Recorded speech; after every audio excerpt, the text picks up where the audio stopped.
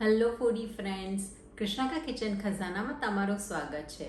આજે આપણે બનાવીશું સ્ટફ્ડ કેપ્સિકમની સબ્જી. જો તમને મારા વિડીયોઝ પસંદ આવતા હોય તો લાઈક કરો, શેર કરો અને સબસ્ક્રાઈબ કરો. તો સ્ટફ કેપ્સિકમનું સબ્જી બનાવવા માટે આવી રીતના મેં નાની સાઇઝના કેપ્સિકમ લીધા છે. હવે આપણે એને ઉપરથી આવી રીતના એની કેપ કાઢી અને એના બિયા કાઢી લઈશું, જેથી અંદર સ્ટફિંગ માટેની સરસ જગ્યા બની રહે. કેપ્સિકમ બધા રેડી છે. હવે આપણે એનું સ્ટફિંગ બનાવીએ.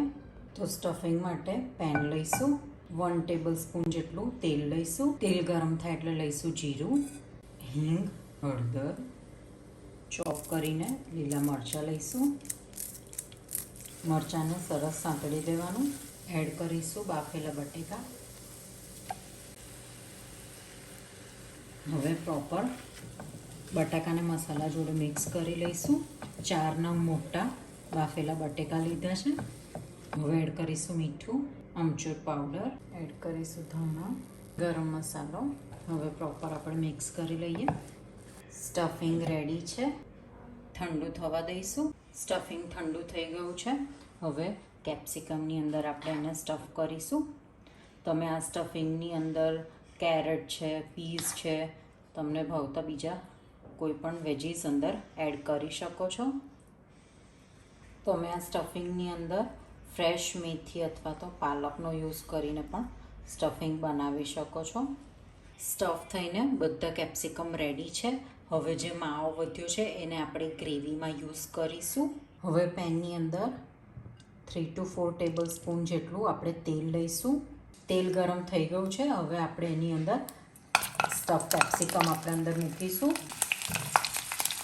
કેપ્સિકમને હવે ઢાંકીને સોફ્ટ થાય ત્યાં સુધી એને ચડવા દઈશું. ધીમા તાપે કેપ્સિકમને 5 મિનિટ થઈ ગઈ છે. હવે આપણે ચેક કરી લઈએ. એક વખતે કેપ્સિકમને હવે પલટાવી દઈશું. હવે ફરી આપણે એને ઢાંકીને 5 મિનિટ ચડવા દઈશું. 5 મિનિટ થઈ ગઈ છે. ચેક કરી લઈએ. કેપ્સિકમ સરસ ચડી ગયા છે. હવે આપણે એને બહાર લઈ લઈશું. હવે સેમ પેનની અંદર બીજું 1 ટેબલ સ્પૂન જેટલું ઓઇલ એડ કરીશું. હવે એની અંદર ટામેટાં, આદુ અને મરચાંની ગ્રેવી કરી છે એ એડ કરીશું. એડ કરીશું હળદર, ધાણા જીરું, લાલ મરચું, ગરમ મસાલો, મીઠું. હવે એને મિક્સ કરી લઈએ. હવે એને ઢાંકીને તેલ છૂટું ના પડે ત્યાં સુધીને ટામેટાને સાંતળીશું. આપણે ચેક કરી લઈએ. હવે આપણે અંદર એડ કરીશું માવો, જેનાથી આપણી ગ્રેવી ખૂબ જ સરસ ઘટ્ટ થઈ જશે. સ્ટફિંગ સરસ મિક્સ થઈ ગયું છે. હવે એડ કરીશું 1 ટેબલ સ્પૂન ખાંડ, કસૂરી મેથી ક્રશ કરીને એડ કરીશું. હવે આપણે પ્રોપર મિક્સ કરી લઈએ. હવે આપણે અંદર એડ કરીશું કેપ્સિકમ. હવે ઢાંકીને આપણે 5 મિનિટ રવા દઈશું. 5 મિનિટ થઈ ગઈ છે. ચેક કરી લઈએ. તો ભરેલા કેપ્સિકમનું શાક રેડી છે. સર્વ કરી દઈએ. ગાર્નિશ કરીશું ધાણાથી.